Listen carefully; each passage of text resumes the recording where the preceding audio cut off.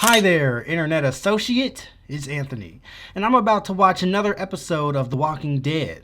So this is season 2, episode 5, Chupacabra, and where are we right now? Let's see. Carl looks like he's coming back into good health. Sophia is still missing. Lori just found out that she's pregnant, and Glenn and Maggie, the farmer's daughter, seem to really be hitting it off. Of course, amongst some other things. So there's a lot going on right now. I'm looking forward to seeing what's going to happen next. I still don't think we're going to find Sophia in this episode. Maybe, but I don't know. It seems like at this point it's something that they're wanting to, extend out a little bit longer. So let's go ahead and see what's going to happen. This is The Walking Dead Season 2, Episode 5, Chupacabra. So this is a flashback. Look who it is. Survival stuff. We've got enough MREs to feed a small army. I sure appreciate it. No trouble. Oh my gosh, this guy. What the hell did you tell her that for? Let's just leave Ed out of all the flashbacks, man. We don't need any more of Ed. This guy. Such an annoying dude. No, I mean, there's nothing. Emergency broadcast system stopped. And that recording about the refugee center. She didn't tell my dad. Dad's dead. Dang. Wow, he just said that like he really had to, I guess in this time he just really had to accept it, and he was like, my dad's dead. Like that, I feel like that was probably one of those moments where he was really kind of accepting it, just saying it out loud right there, you know what I mean? Dang. Well, at least his dad actually wasn't dead. They just bombing the whole city? Jumping napalm in the streets. Yeah, they had really good reason to believe that Rick was dead. Bro, that's crazy, man. That's so crazy to look at. Like, seeing Atlanta just getting bombed like that. You can see the Capitol building and Westin Hotel. Everything's there. It's just getting bombed. That's so crazy. After everything they've done for us, seems like the least we could do. You mind extending the invitation? You're Rick's wife. Sort of makes you our unofficial first lady. Maybe you'll see your Chupacabra up there, too. Chupacabra? Title. You never heard this? What are you braying at, jackass? So you believe in a blood-sucking dog? You believe dead people walking around? Good point. Hey. Ever fire one before? that Going on, I won't. that was such a good point, though. It's like, okay, look at the world y'all live in. We still have 11 condoms. Yeah, you see 11 condoms. I see 11 minutes of my life I'm never getting back. Oh, wow.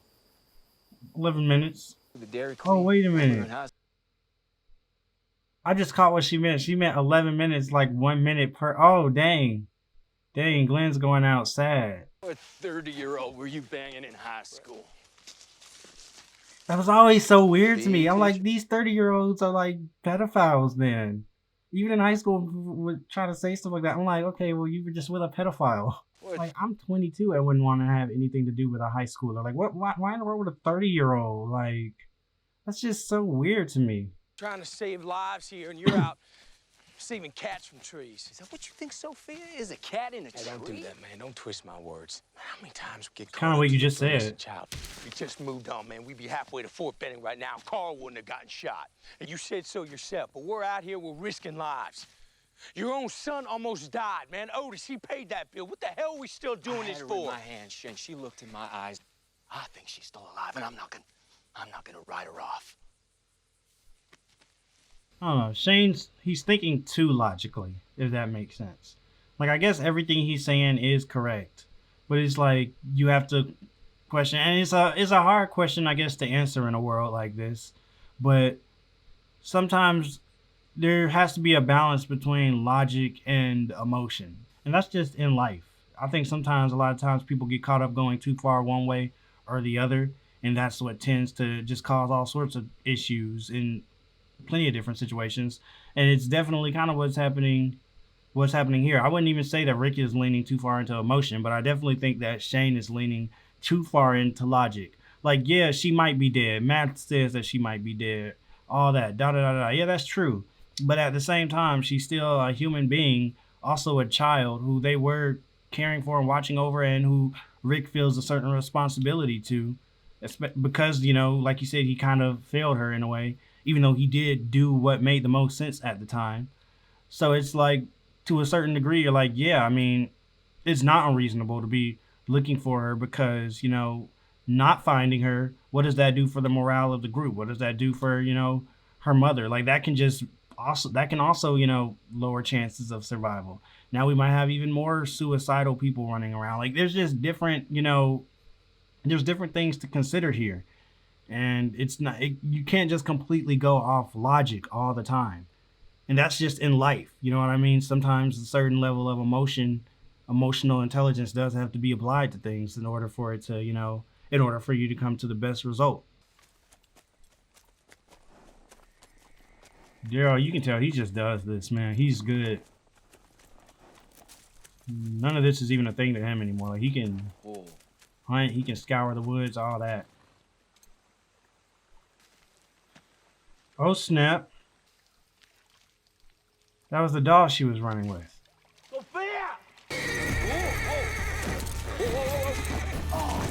The horse is like, whoa, don't you get me, Smith. Oh, dang it. Oh, that looked like that hurt. That's not gonna hurt in the morning. That's gonna hurt right now. Dang, is that thing, did that impale him? Doesn't look like Daryl's in a good spot right now. Yeah, that thing impaled him. Like I said, though, Daryl knows what he's doing. He's smart. I would not have known what to do in that situation. Oh, man. Man, if he falls, that would not be good. Oh, my gosh. Oh, no. That looked like that hurt so much. Just imagining it. Sounds like we need to work on our communication. What do you suggest? Keep it simple. I'll control my people. You control yours. Both just two men who are looking after all the other people in their lives and just doing, you know, making sure they're just following their best interests, which means it might be some tension behind them, but at the end of the day, it's just, you know, I guess it's respect. Oh my gosh. Who's on? Dang it. Daryl's about to get like kidnapped or something. Who the heck is this? Yeah, that's not a friendly. Won't you pull that arrow out, dummy? Wait, that's Merle? What's going on here? I didn't even recognize him. A siesta or something? But his face, I just associated his face with a mean person. Like, because I guess I forgot what Merle looked like. It's been so long since I've seen him. I just saw his face. I'm like, that's not a friendly. But hold on, that's Merle? He's got to be hallucinating. Why would Merle be there? Playing errand boy to a bunch of pansy asses, niggers, and Democrats. Here this guy goes again. You're nothing but a freak to them. Yeah, they're laughing at you. Don't let yourself get to you. You know that, don't you? Daryl. I got a little news for you, son. Oh, dang, that's a walker. Oh, my goodness. Into the brain.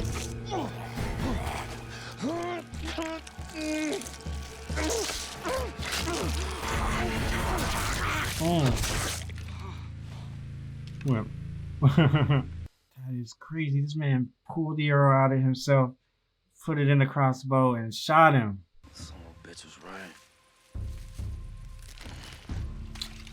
Hope you're not talking about Merle, aka your inner self being Merle.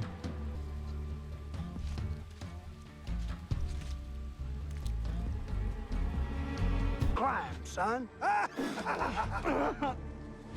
At least he's giving him motivation. If I were you, I'd take a pause for the cause, brother. 'Cause I just don't think you're gonna make it to the top. It's like he's motivating himself by imagining this. What's going on with you and the Asian boy? Glenn, he's You a and the friend. Asian boy. Rather he wasn't. You think Andrea's on her period? I'm only asking because it's like all the women are acting really weird. And I read somewhere that when Synchronized. women spend a lot of time together. Who else is acting weird? No. Nobody. And I didn't even want to know what's going on with Lori. Don't bring Lori. No. What? Dude. Walker!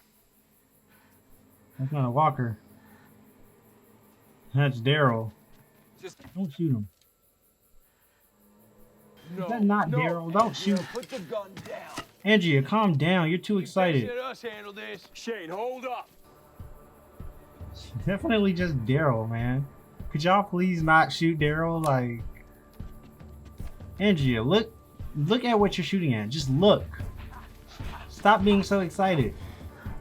Man, that sun glare is in the way. Hang on my head. You gonna pull the trigger or what?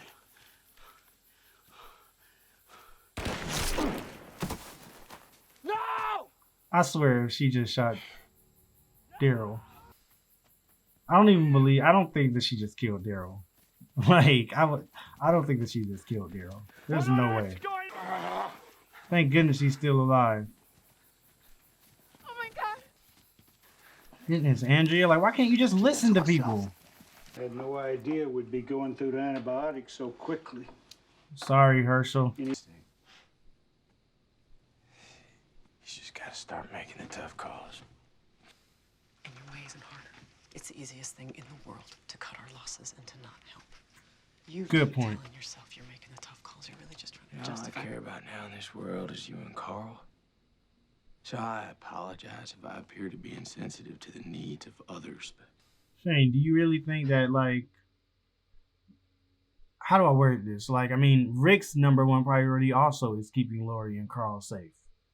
I mean, obviously, you can want to do that as well if you want, but don't think that, like, you're the main, like, I mean, that's Rick's family. And yes, it's great that Shane helped while Rick was gone, but Rick is back now, and Shane, it seems like he's still trying to take this family for his own and see it as, like, you know, as like he's the one who should be in control, if that makes sense. Like, I don't know, man. It's just, and I understand where Shane's coming from with a lot of the stuff that he's saying. Like I say, he's being logical in a lot of ways, but in some ways, even in his logic, he's still letting his, you know, he's letting his negative emotions get the best of him. He's really letting his judgment kind of be clouded here, I think. So Rick and Shane are both coming from a place of emotion in some ways, but I'm definitely more personally in agreement with Rick's emotion. I'll be fine. What about you? I shot Daryl. It's hard to feel sympathy for Andrea right now, honestly, just because they told you over and over and over not to do that. Not only were they telling you, but it was also against the house rules. It wasn't safe because it's just going to make noise. And if there was any other walkers out there and there was a walker, it was going to call them in. Like, it's really hard to feel sympathy for Andrea right now because that was just such a stupid thing to do. And I mean, I get that she's been, you know, so gung-ho for finally being able to shoot a gun or whatever. Like, that's what she's been wanting to do forever. Ever since Rick taught her how to turn the safety off. But, like, she is just, oh my goodness. Like, that was just not smart. I hope that she learns from this experience.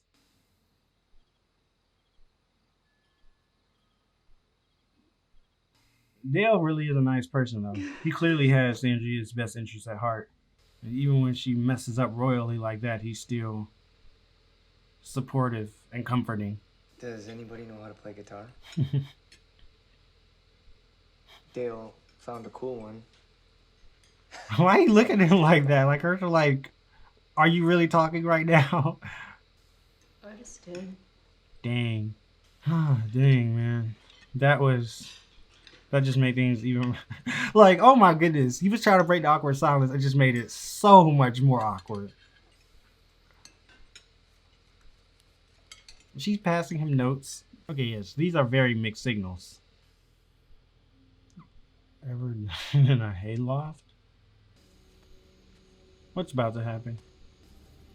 What's going on, man? What is he gonna find something? What if he found Sophia in there? Wait, is this not good? Is she trying to stop him? There's something in here that he doesn't need to see. And that's why she's running after him. Are they holding on to them for like protection, security? You were supposed to see this. Don't open, dead inside. Or maybe I should say don't dead, open inside. Like, that's what you're supposed to have on the door. I'm just playing. I guess it was supposed to be a secret. Alright, so Daryl was definitely a standout for this episode for me. You know, just watching his whole struggle of trying to make it back up that cliff, which was, or that hill or whatever you call it, which was pretty, you know, metaphorical in a way too, because it's like, you know, a lot of times people feel like they're climbing up a mountain or a cliff mentally when they're trying to overcome something, like what Daryl was trying to overcome mentally, like, you know, the thoughts that his brother was giving him and whatnot. But then at the same time, it was all physical. Like, I mean, like, he was physically trying to climb up this really steep mountain or whatever, if you will. And, you know, he had like an arrow inside of him at one point. He had all these walkers coming after him, but he made it back up to the top. And it felt like, you know, it kind of felt like it was showing, it kind of reaffirmed for me the difference between Merle and Daryl. Because, you know, we got introduced to Merle as this crazy, you know, stupid, like racist, dumb person. And so then they even said, when Daryl finds out that we left Merle, he's going to be mad. So it's like, you know, you kind of expect Daryl to be similar to him since they're brothers and whatnot. But then, you know, over time, you're like, okay, Daryl actually isn't that bad. He's actually a pretty good guy.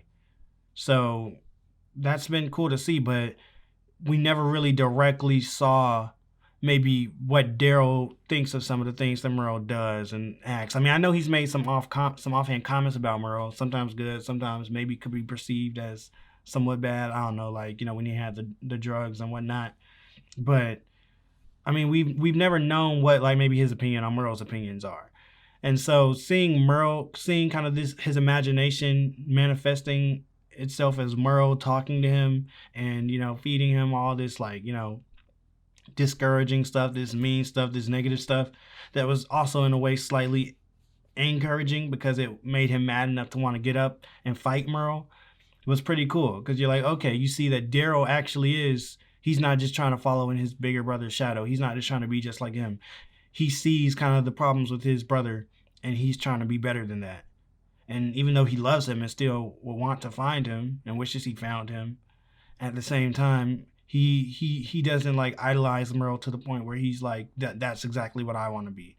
He knows there's ways that he can be a better person than Merle.